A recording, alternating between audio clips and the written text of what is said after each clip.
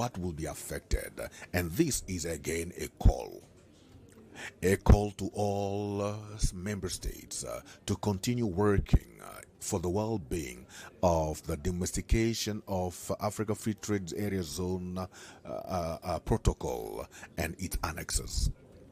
I call then all of us to put in place strategies and policies, business trade policies that will allow the private sector in various countries to benefit of the preferential regime of Africa Free Area Trade. Our continent is the new frontier of the economic development with high potentiality, the youth and the national resources. We got the means of its emergence, and the Africa Free Trade Area Zone is one of the tools that can contribute into this. It is our mission. It is your mission, especially ministers of commerce and trade. I wish you a fruitful session and that you will be able to fulfill the target for the well-being of our continent. Thank you very much.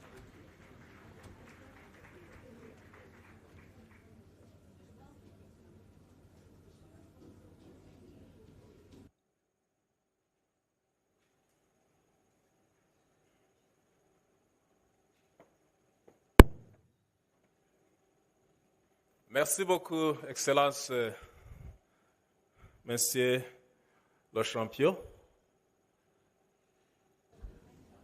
Your Excellencies, as we gather here in this room, we have ministers of trade whose retreat is going to be officially opened. At the same time, we have the private sector community, whose private sector dialogue is also going to be officially opened. In that order, Your Excellency, President of Kenya, respectively, I would like to invite you to invite the chairperson of African Union to officially open the ministerial retreat of the Council of Ministers. And then thereafter, Your Excellency, you will address both the ministers and the private sector.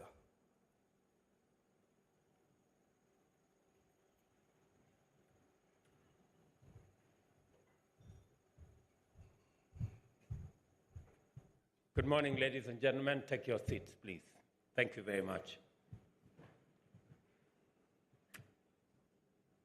On behalf of the people and government of Kenya, let me take this opportunity, Your Excellencies, President Azali Osmani, President of Comoros, and Chair of the Africa Union Summit, President Isufu, the champion of SCFTA, ministers present, our Secretary General of SCFTA, members of the private sector, distinguished ladies and gentlemen, let me take this opportunity to welcome all of you to Kenya, to welcome all of you to the city of Nairobi, and to wish you very fruitful deliberations in this very important interaction between policymakers and our private sector in the context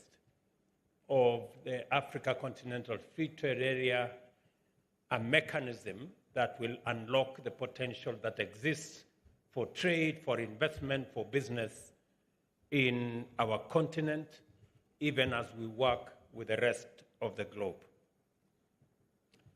Allow me, before I invite His Excellency, the President of Comoros and our Chair of Africa Union Summit, to take this opportunity just to volunteer some information to you. Number one, for those of us who are coming from the rest of this continent and beyond, Nairobi is a very interesting city. It is the only city with a national park within maybe 10, 15 minutes of drive from your hotel room. And being a national park, it is not a zoo. So we have wild animals there. We have leopards, we have lions, we have elephants, we have cheetahs.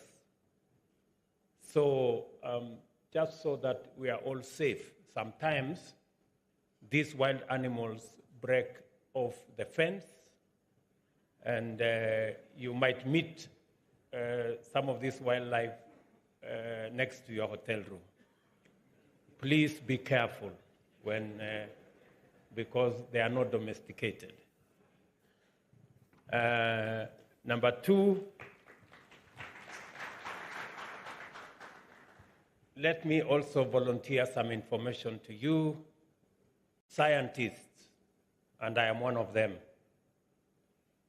have proven with scientific data and information that Kenya has the earliest remains of man.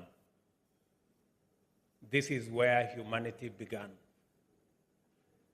The Turkana boy, which is a phenomenon that is documented by science as the earliest ever found remains of human beings on planet Earth, is right here in Kenya. And therefore it is correct for me to tell all of you, welcome home. This is where we all began. And my minister has informed me that somehow some of our officials made you to pay visas to come home. And he asked me to apologize, which I do. When one comes home, they don't pay to come home. And I want to promise you that that might be the last time you are looking for a visa to come to Kenya.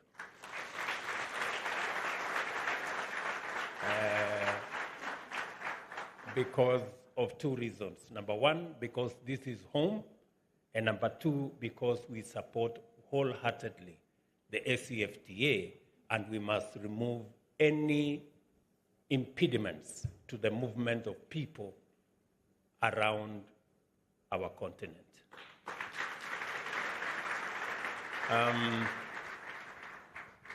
With those remarks, let me now take this opportunity to request my good brother, the President of Comoros, and the Chair of the Africa Union Summit, President Azali, to come and make his remarks. Mr. President.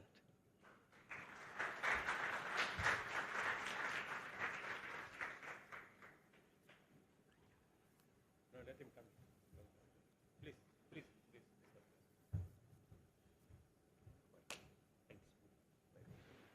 Thank you.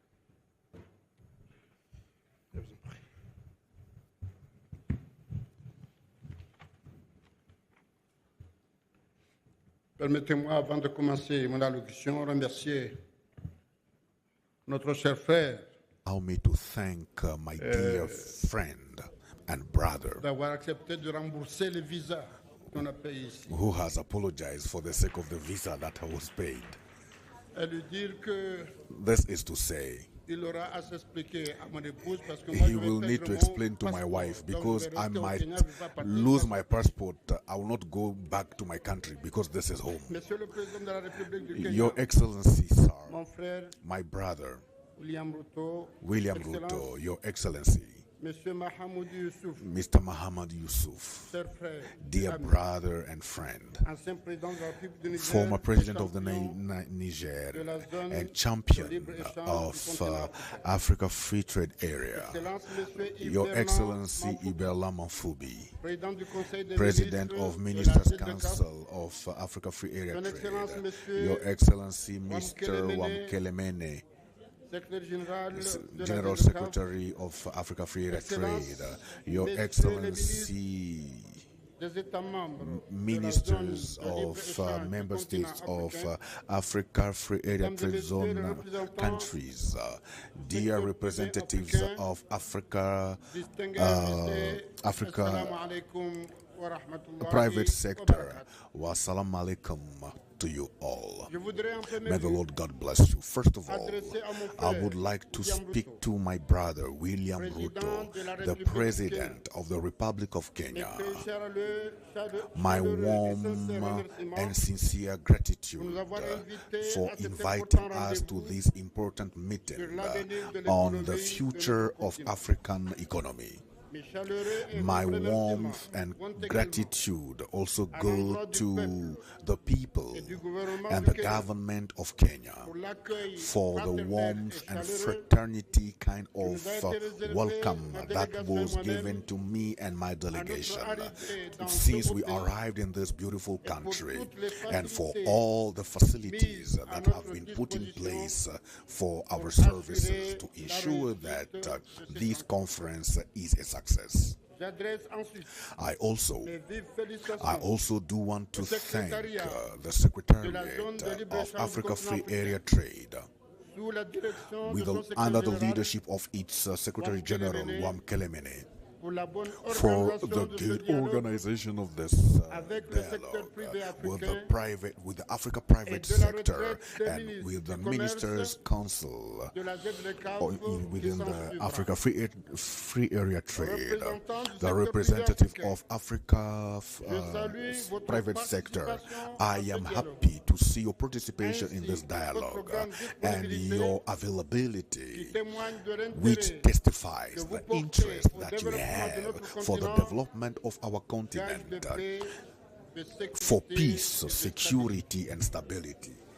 Honorable assistance, mesdames et messieurs, Dear all, our continent is facing à de nombreux défis so many dans sa challenges in its growth un développement towards a socio-économique socio-economical development durable et harmonieux. and harmonious one. Il y a quelques années, Some en effet, years back, nous avons connu une we des plus grandes crises experienced some of the sanitaires greatest de notre crises histoire liées à la in pandémie terms de of Covid-19 COVID pandemic, et qui a ébranlé which toutes has les destroyed économies so de many nos of pays. our economies in the countries. Aujourd'hui, Today, nous faisons face we aux conséquences face the consequences de la crise of this russo-ukrainienne crisis.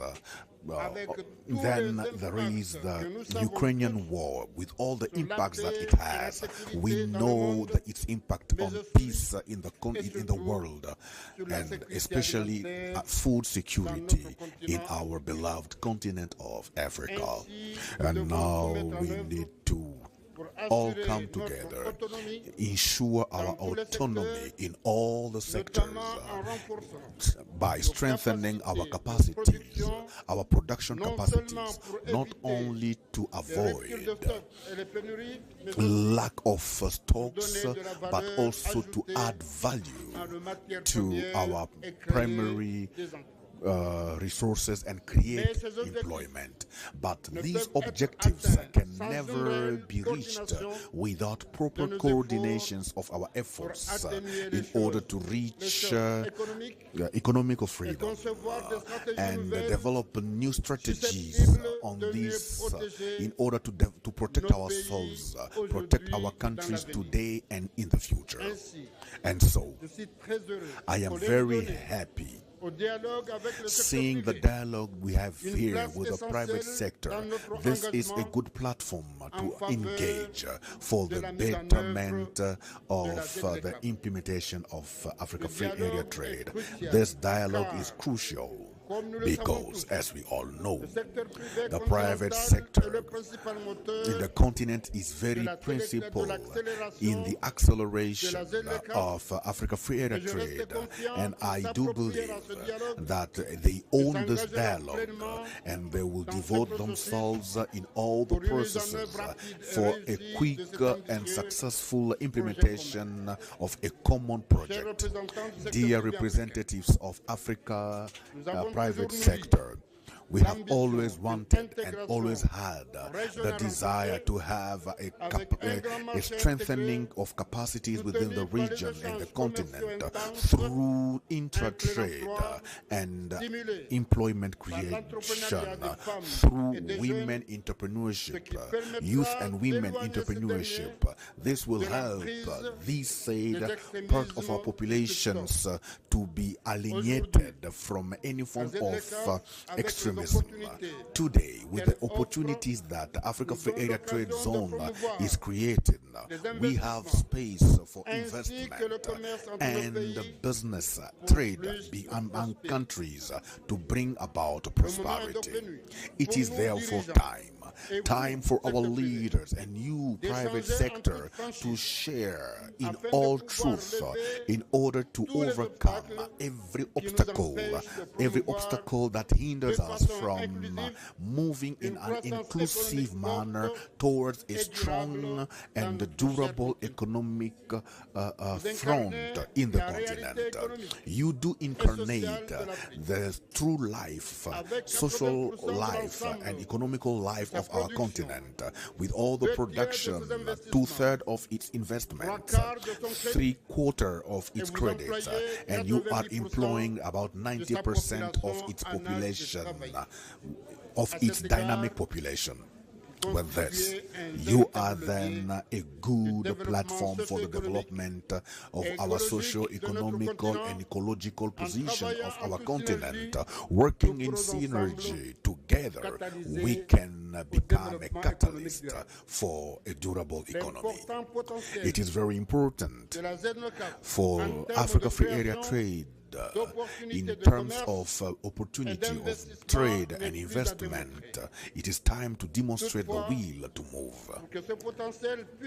And for this potentiality to become fully implemented, it is very important that the Africa private sector, particularly small and medium enterprises, should own Africa Free Area Trade Zone and move with its processes. With this, I do congratulate the efforts that the Secretariat of Africa Free Area Trade has taken in partnership with the Center of International Commerce.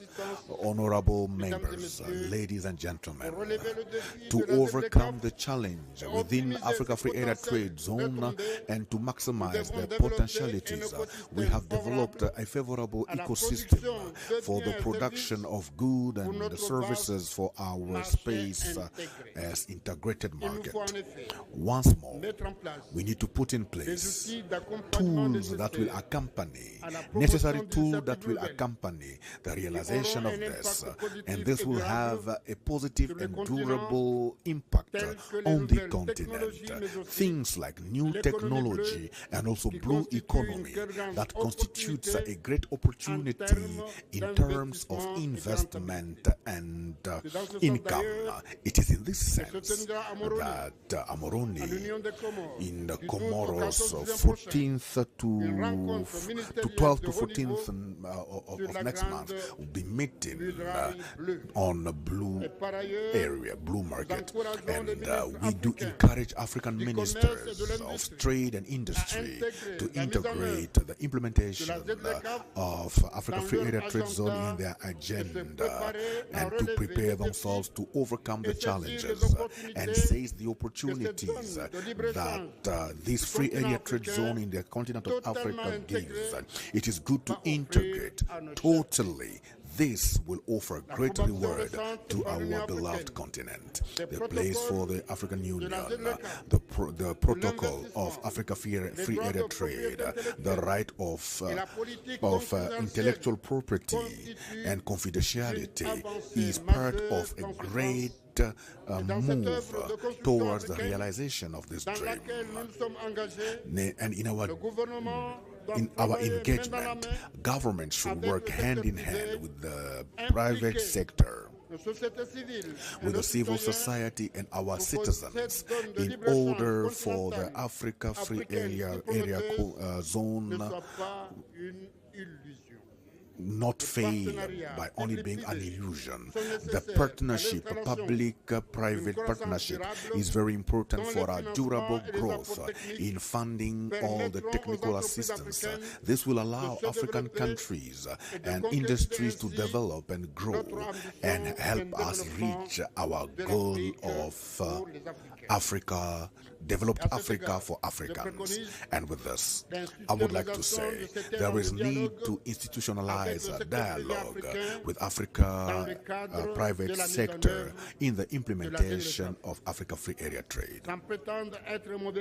It will be a good model in the area. My country, Comoros, has begun the process of dialogue, public-private dialogue, putting in place a platform of regular exchanges. These exchanges today is very beneficial to my country. Ladies and gentlemen, actors of private sector, for Africa Free Area Trade to be operational, all our countries should move in the ratification of its treaty. It is the advocacy we are doing now, and we are convinced that remaining countries will join us in this good move, that together we shall make this ambition a success and business opportunity for our beloved continent and companies and people in particular, and the youth and African women. Before finishing, I want to congratulate my dear brother Mamadi Sufu, present here. This opportunity, this great opportunity to have him as champion of this major ambition that we have. I know him very well. He has always invested himself for the interest of Africa, and I do thank him and ask you all to clap for him and encourage him so that we shall all reach this great work. Once more, my brother Ruto, thank you for this warm welcome. Thank you all.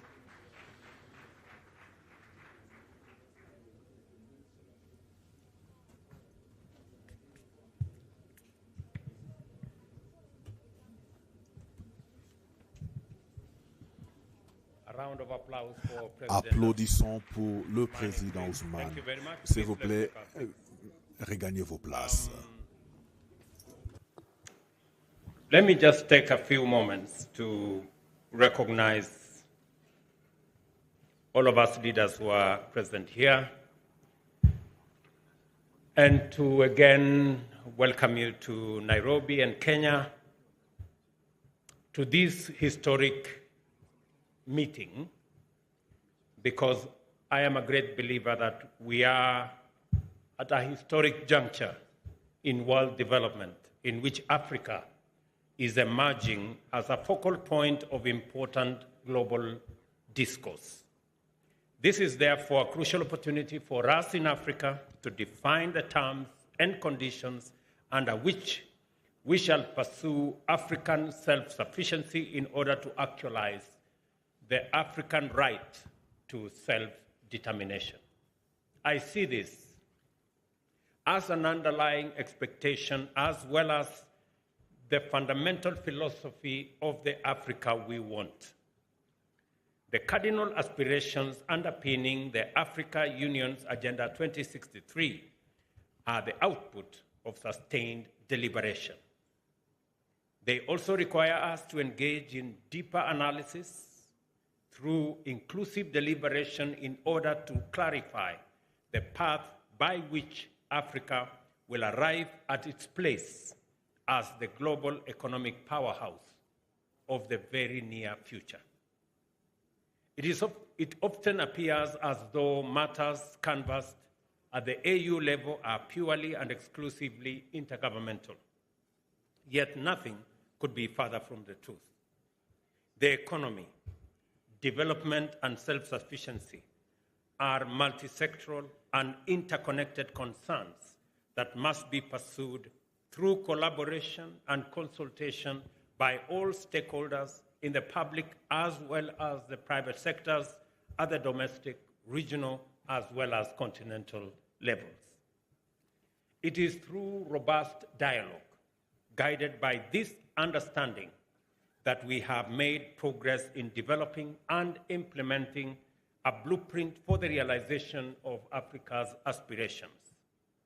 Recognizing that the contribution of the private sector is vital to Africa's socio-economic transformation, and that its voice must define the dialogue about integration and economic reliance, is a major component of our mission, not just in this meeting, but on a mission as a people and as a continent. This event, which is designed to underscore and promote the private sector's involvement in the achievement of Agenda 2063, is therefore of particular importance. Everyone who has participated in organizing this event and everyone who is taking part in these proceedings is making a significant contribution in moving the agenda forward by enhancing the role of an indispensable dimension of development, the private sector.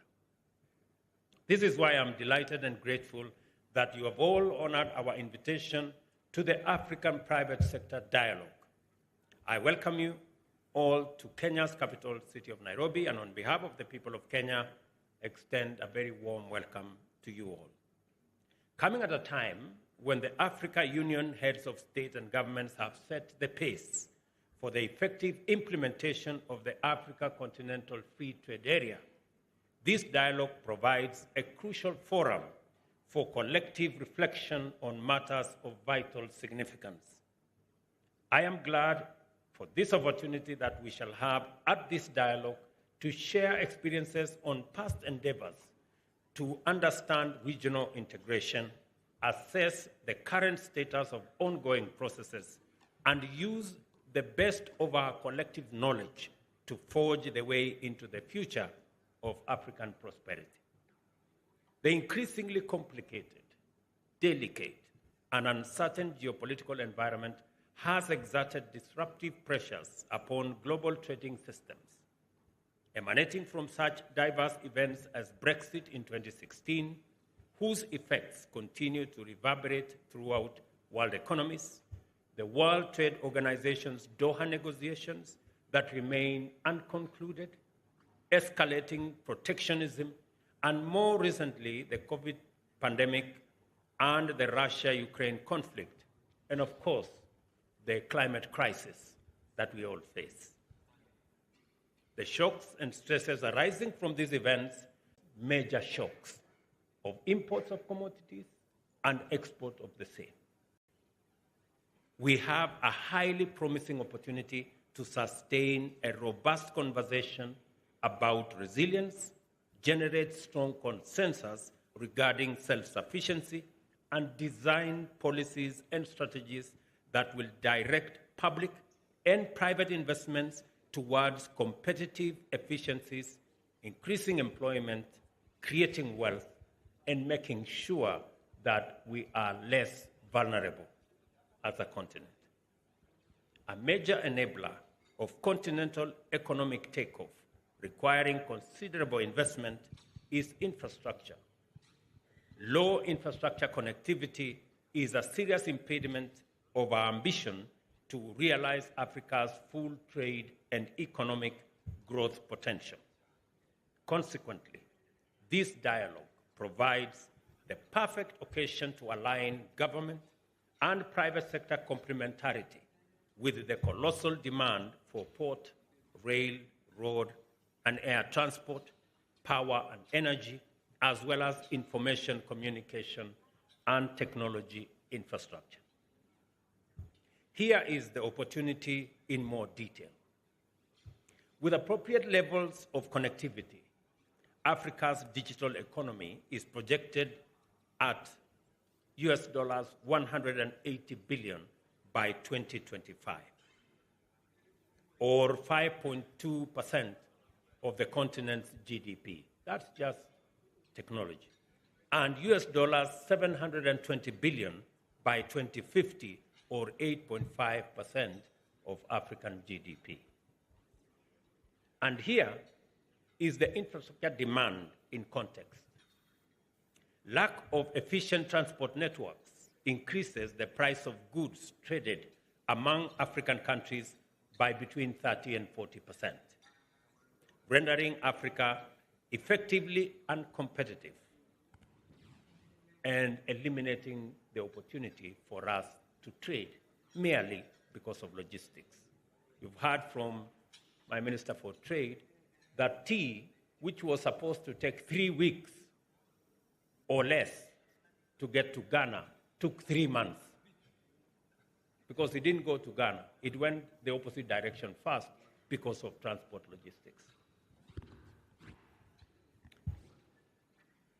Bearing in mind that 16 African countries are landlocked, underdeveloped transport connectivity hampers intra-Africa trade and drives up the cost of imports and exports with regard to other parts of the world.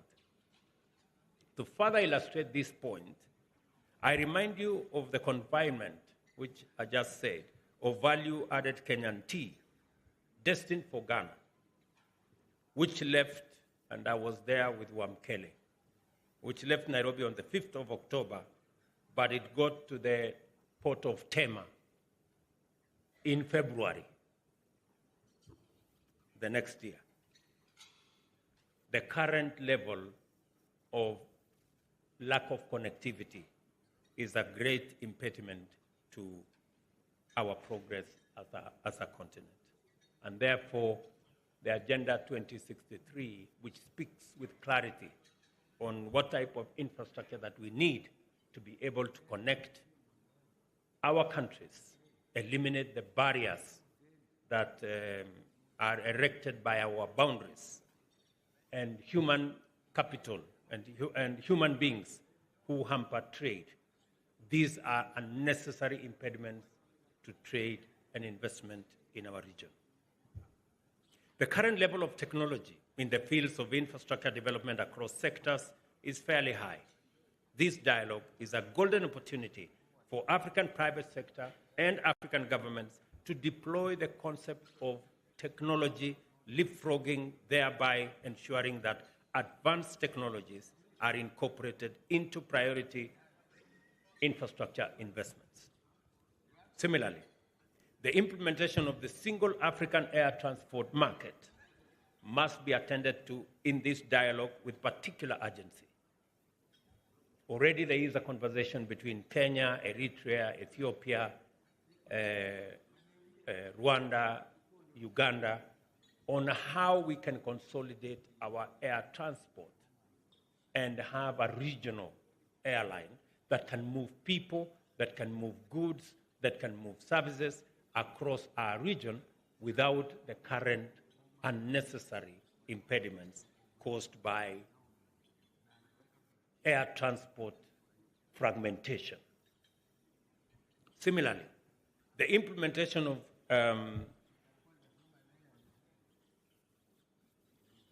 this will define the opportunities for private sector to invest in a liberalized air transport sector and enhance our air traffic penetration from the current 14.5%. African integration will also benefit significantly from this endeavor. The overarching methodology of the Africa we want is to transcend all the shortcomings, gaps, and vulnerabilities currently impeding Africa's progress and potential by redefining them as transformational opportunities for private-public collaboration. Public-private partnerships have the potential to augment the program for infrastructure development, as well as the African Development Bank's initiative to facilitate projects aimed at bridging the continent's infrastructure gap to sustainably support connectivity. I will give you an example. We're now diversifying on how to transport energy. We do not have to invest as government on transmission lines.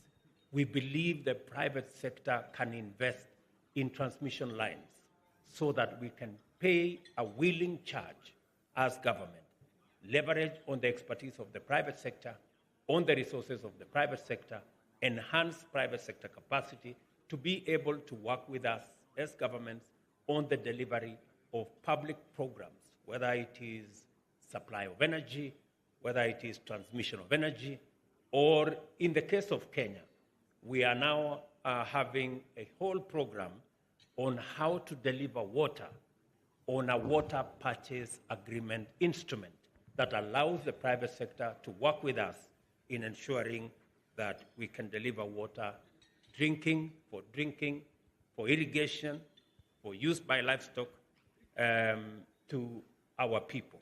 And therefore, there is opportunity for the private sector to work with the public in areas that were considered strictly public goods space. I trust that I have adequately made out the case for the high level of expectations I have in connection with this dialogue. I anticipate your recommendations and policy proposals on the best methods of developing Africa's transcontinental and interregional infrastructure. I also expect that this dialogue will propose optimal private-public partnership frameworks to accelerate our infrastructure development agenda. This moment requires us to be bold and ambitious in fashioning our way up from the bottom of the global trade, productivity, and industrialization. I encourage you to extend your deliberations into such possibilities as African shipping lines, dedicated cargo airlines, and a network of trans-Africa railway lines laid down by each country across its territory that connect seamlessly across our borders. We are currently having a conversation between Kenya, Uganda, DRC, including Congo Brazzaville, to see how we can connect the Indian Ocean to the Atlantic. I think there is only a section of 1,000 kilometers of rail, and that should be connected. And as countries, we are prepared to work on it together, that we can do our section in Kenya. Uganda are already working on their section. We are discussing with the government of DRC to see how together we can get the resources to get the 1,000 kilometers in DRC connected into the Congo River and transport our goods and products across the heartland of Africa. A vital area that I will expect this dialogue to effectively address is the matter of sustainable financing. The opportunity is ripe for governments to collaborate with the private sector and establish a strong institution capable of de-risking African infrastructure development financing. The partnership between Afreximbank and ACFTA Secretariat for purposes of establishing an adjustment fund is timely, highly appropriate, and commendable. Such a fund would cushion countries against short-term revenue losses and support eligible private sector firms to upscale operational capacity in order to undertake projects and other opportunities on a continental scale. It is also imperative that we proactively seek a resolution to the disparities in currencies and the consequential impediments it poses to intra-African trade. Trade, ladies and gentlemen, cannot take place without efficient and a unified payment system. Although there has been introduction of several regional payment infrastructure in the continent, we lack a single system that seamlessly facilitates trade among all our nations, eliminating the obstacles posed by varying currencies. I am, however, delighted to note that Afreximbank, in its mandate to facilitate intra-Africa and extra-Africa trade, embarked on building a centralized payment and settlement system to support trade under the ACFTA. It is called the Pan-African Payments and Settlement System. Banks and payment providers can plug directly to it to enable secure and instant payment in local currency. The system is designed to reduce or eliminate the challenges of cross-border payments and by so doing, accelerate intra-Africa trade. Let me say this. I think it is important for the trade ministers who are here. We are all struggling, and all our businessmen are struggling, and our traders are struggling to make payments for goods and services from one country to another because of differences in currencies. And in the middle of all this, we are all subjected to a dollar environment. Kenyans want to pay for Tanzanian goods in dollars. Tanzania wants to pay for DRC goods in dollars. Egypt wants to pay. Why are we bringing dollars in the middle of our trade?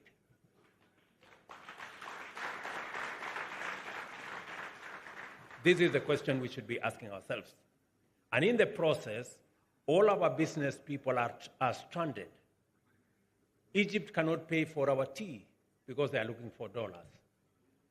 We cannot pay for their sugar because we are also looking for dollars.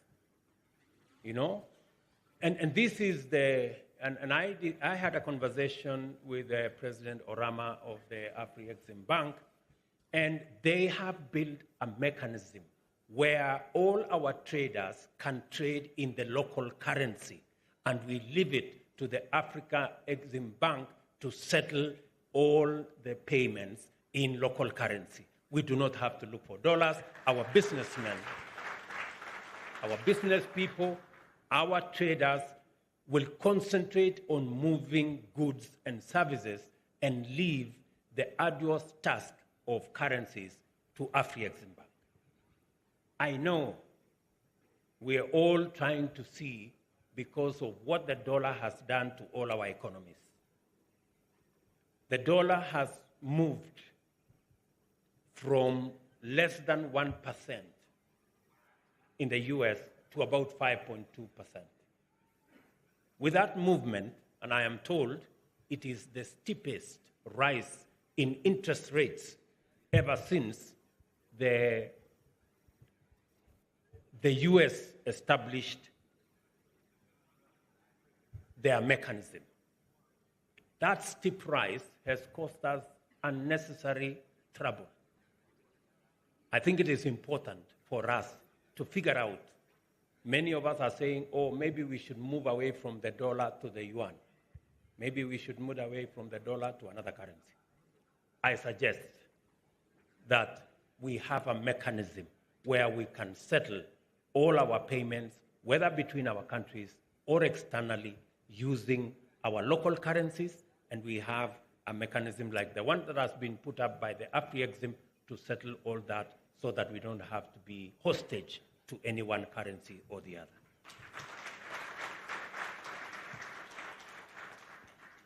Without a single payment platform, payment instructions from one African country to another typically passes through several intermediary financial institutions, leading to increased costs, complications, problems, and unnecessary currency fluctuations, and ends up being a whole ecosystem of confusion.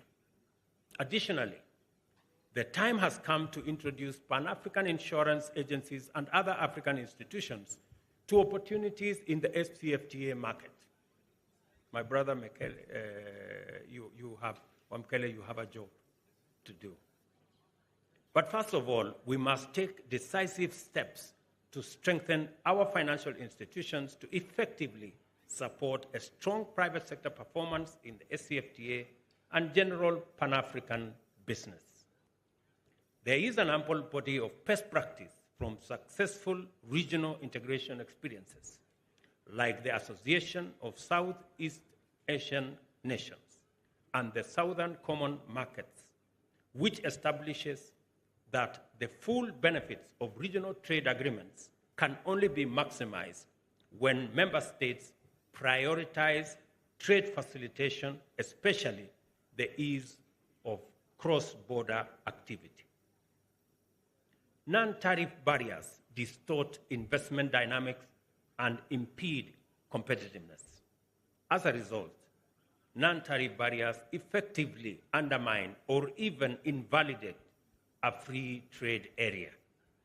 This is why we must take such barriers as weak transport and logistics capacity, customs-related delays, rules of origin, import bans and export restrictions, quotas and levies, technical barriers, import permits and licenses very seriously, because they ultimately reverse all the steps we try to make towards a free trade area. They may look small, they may look incremental, but they are sum total amounts to a reversal of what we are all trying to achieve. I was giving an example to the private sector this morning of, Uganda is our second best trading partner with Kenya. But you find some bureaucrats. President Museveni had to call me about 2 days ago to ask me about Uganda milk that had challenges coming into Kenya. Yet we have all manner of products we are exporting to Uganda. These kind of non-tariff barriers ultimately amount to undermining our free trade area. And we must be vigilant to make sure that such small steps do not amount to whole barriers.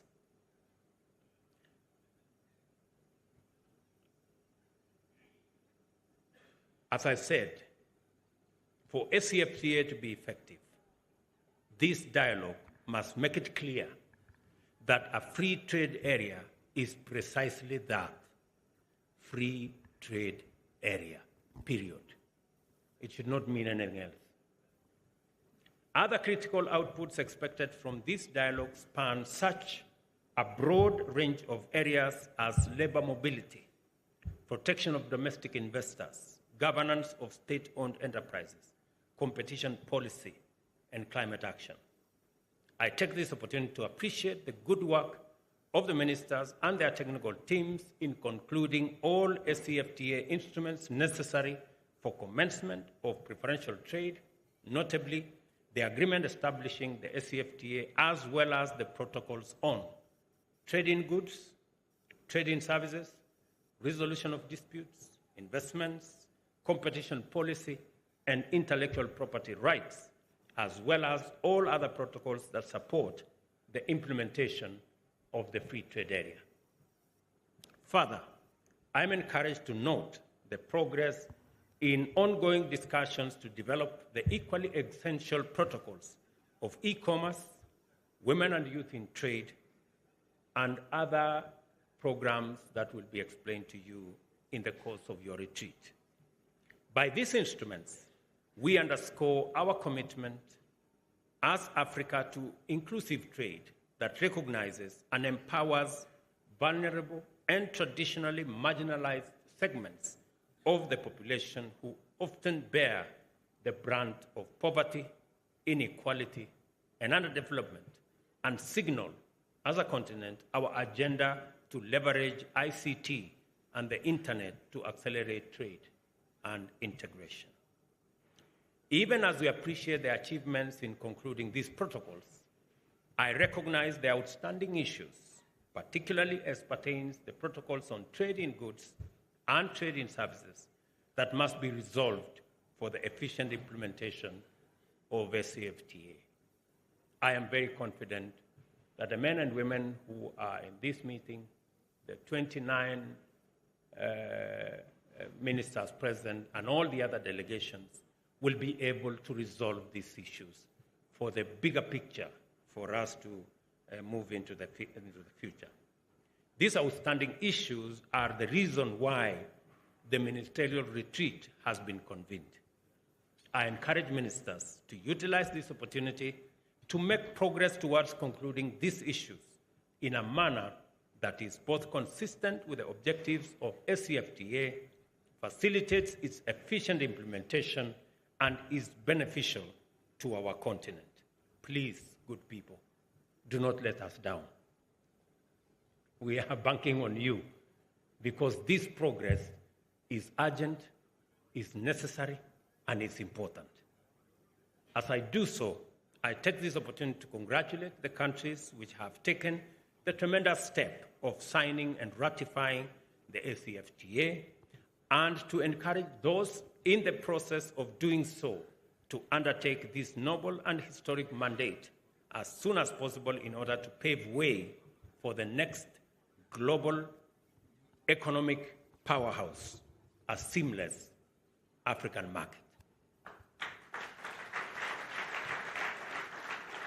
This is also a chance to recognize that the guided trading initiative formulated to accelerate the implementation of the ACFTA did launch, and that Kenya was among the earliest exporters under the initiative.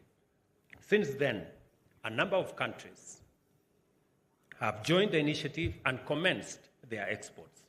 I encourage those countries that have not yet joined the initiative to do so and explore the wonderful free trade possibilities that they will be able to promptly access. Further, I challenge our ministers as they deliberate on the most appropriate resolutions to the outstanding issues in connection with the protocols to envision a unified Africa and promote the creation of coherent regional value chains whose outputs will bear the proud Made in Africa distinction. This is how we will make it possible to market the continent abroad as a single investment area. Our ministers should also dedicate their full capacities to the continental imperative to shift away from primary production into value addition and advanced production in the context of a broader industrial base and product diversification. Similarly, you have been assigned the task of generating viable strategies to resolve Africa's connectivity deficit in order to overcome logistical barriers to trade. In respect of this assignment, and our chairman is here of AU, and I have the brief from my colleagues, heads of state, I encourage you to be ambitious and to demonstrate urgency. I hope our ministers are listening to me. I have been sent by your bosses. Please, don't let us down. Africa should be a hub for manufacturing. For example, active pharmaceutical ingredients, which are the main inputs for drugs and medicines, are plenty in our continent. Africa can be the source for all APIs. This ambition can and should be realized to cut down the cost of medicines and address our quality of healthcare. Many similar opportunities exist, and we must plan for these investments so that they can happen. Finally, it is very important that our ministers embrace the task of expediting the ratification of the protocols on the movement of people in order to support trade in services and free movement of business, especially business people, which is a critical factor of free trade. And I want to urge all of us, in the presence of our chairman, that as we go forward, we have demonstrated sufficient political will as policymakers. We want our private sector to equally pull their weight so that we can move together. We will be making additional interventions. We will be making additional steps. We are considering as AU, as heads of state a mechanism where we can improve on the mechanism of the Africa Union, so that Africa Union can speak on certain matters for all of us as a continent. We can negotiate better if, as a continent, we can negotiate together. We should be able to negotiate together on matters trade. This is one area that countries must surrender some of its issues to the Africa Union the way the EU have done. We can do better than the EU. We can do better than other trading blocs. We have made the conscious decision that we want this continent to be the single trading market with a population by 2050 of 2.5 billion people and a GDP of $3.5 trillion. That commitment will unlock the tremendous potential that we have in this continent. And I am a great believer that the policymakers, the heads of state, will be able to provide the mechanism for us to be able to realize that great potential that exists in our continent. And secondly, we must also act together on matters of peace and security. It is not possible that this continent shall continue to be a place of conflict and war. What is going on in Sudan is unacceptable. What is going on in DRC is unacceptable. We must be able to work together so that we do not destroy our infrastructure, we do not destroy our resources, and we harness the full potential of the African young people for them to make progress, not make war.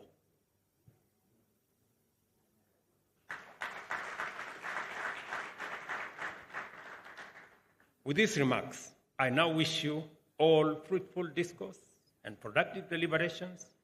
I will be most delighted to receive reports of a successful African private sector dialogue and ministerial retreat. I must hasten to encourage all our visitors to find time and experience the singular delight of amazing people, wonderful natural attractions, and scenic beauty, as well as the incomparable flora and fauna that makes up magical Kenya. The African Private Sector Dialogue and Ministers' Retreat is now duly launched. Thank you very much. God bless you, and God bless Africa. Asante sana. Thank you.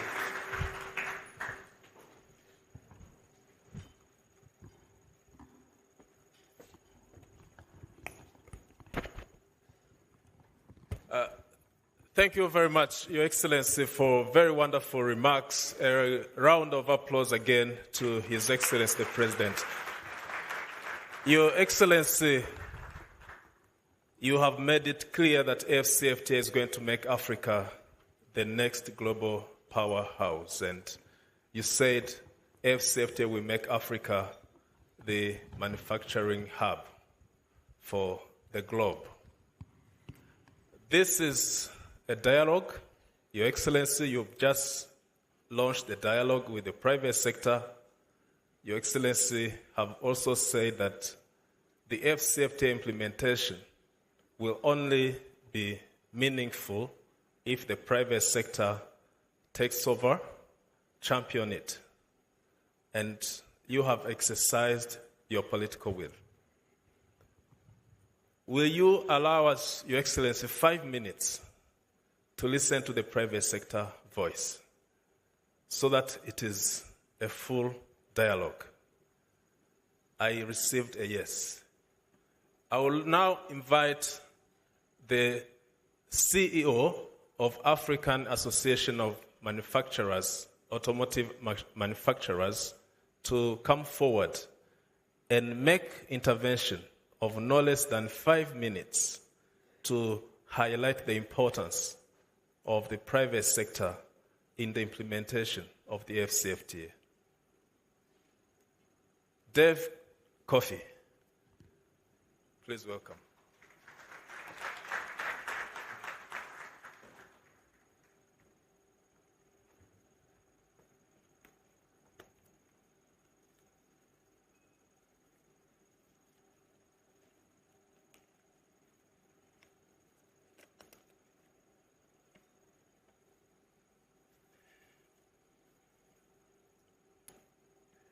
Your Excellency, Mr. President, Honourable Ministers, Excellencies, ladies and gentlemen, thank you for the opportunity to engage you specifically on the automotive industry in Africa. The continent is at a cusp right now in the sector. You have 5 countries in Africa that are either these are hub countries, assemblers that are either implementing policy or approving to implement policy this year. And they include Kenya, Nigeria, Ghana, Cote d'Ivoire, and Egypt. We are a private sector Pan-African Automotive Association whose members are global component manufacturers, global vehicle manufacturers, service providers, and financial institutions that add value to the automotive sector. We work with African governments to refine, to develop, to implement policies and ecosystems that will attract the private sector investment and unlock the economic potential of the continent.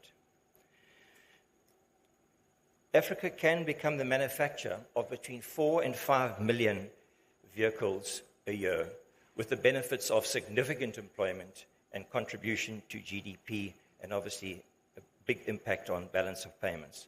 This would be 20 CKD plants completely knocked down on the continent, which will have a very significant impact. So our mission is to industrialize and grow the sector in Africa.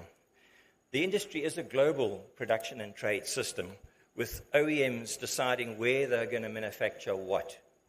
And you're not going to have the same vehicle manufactured in the same location in Africa. It will be a production and trade system where OEMs make specific models in specific locations and trading across the continent and importing into those countries too. The component manufacturers will follow the OEMs. That's how it works. The OEMs drive the scale, the technology, and the OEMs go and invest themselves. The effective implementation of the Continental Automotive Strategy will cause the OEMs to decide what they do where.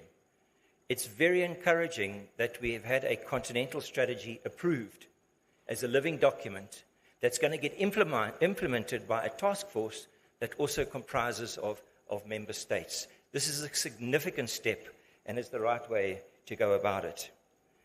Not every country will assemble a vehicle. Some countries will participate in the value chain, and that's what's absolutely critical for inclusivity across the continent. The architecture of these policies is very important, that it promotes production and trade across Africa.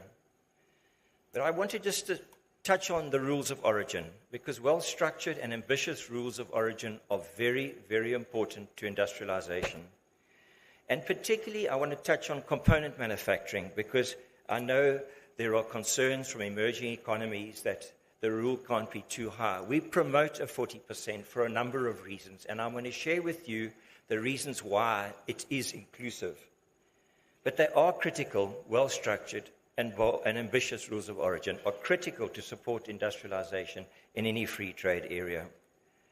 Global component makers and countries won't allow their industry to be placed at risk after taking decades to actually create that industry. So it's important to find a balance. Too low levels of originating material will allow people to manipulate the system with transfer pricing, poor customs controls, etc. We can't afford that. We have one opportunity to actually industrialize Africa in the automotive sector. We know that there's a great and growing interest in our minerals in Africa. It's critical, and countries are taking that lead to actually transform minerals. From an automotive perspective, it doesn't mean you have to make a battery. You can add value in the value chain, and actually that contributes significantly to the industry. It's every country doesn't have to make a full component. It can make part thereof and actually pass it on to a neighbor for value addition. And that's important.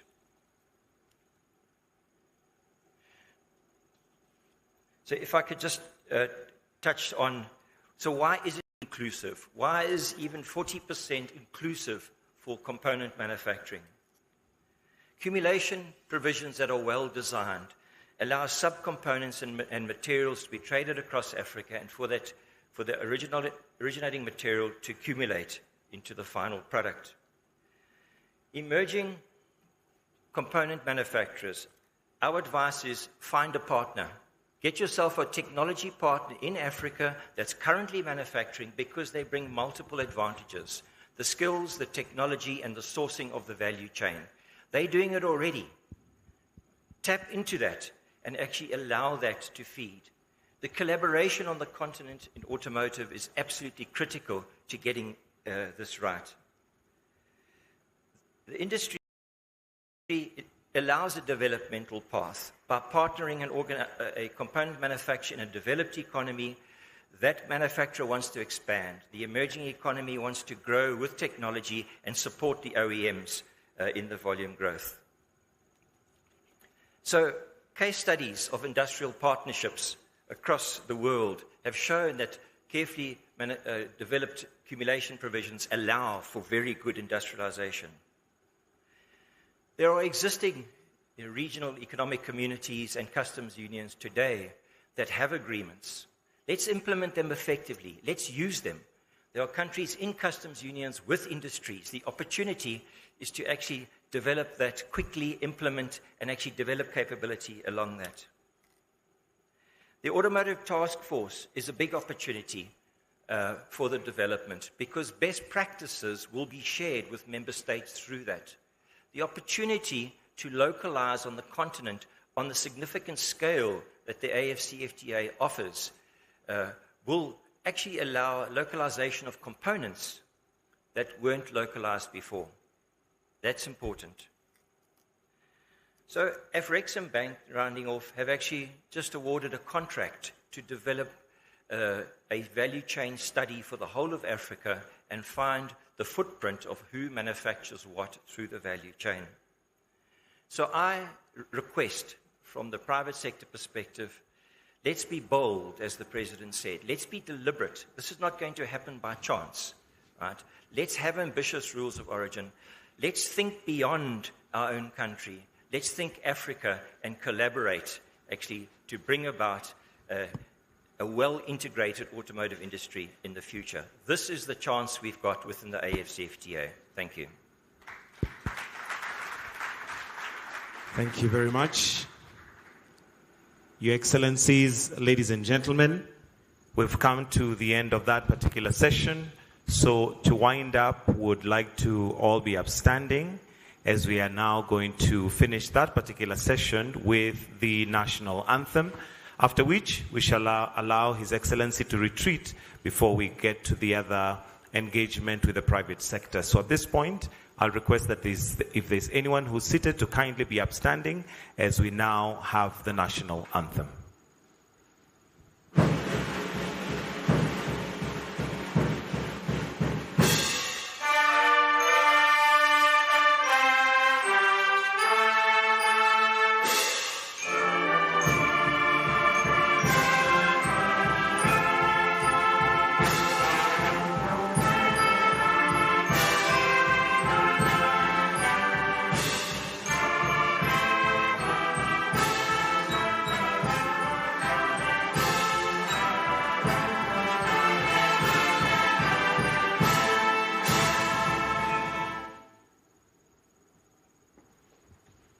Kindly let's remain standing as we now allow His Excellencies to retreat.